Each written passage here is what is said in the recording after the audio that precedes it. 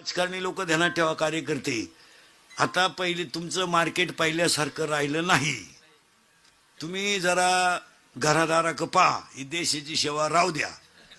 हे लोकांचे बांबू उपटायचं बंद करा. आता गण 40 वर्ष खोट्या टोकल्या, याची सतरंजी झटक आणि त्याची सतरंजी झटक.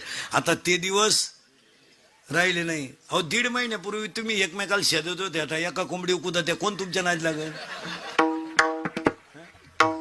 म्हणजे कार्यकर्त्याची किंमत पक्षातून तर जवळजवळ गेली. गावात तर आता त्यांना कुणी घरातही नाही.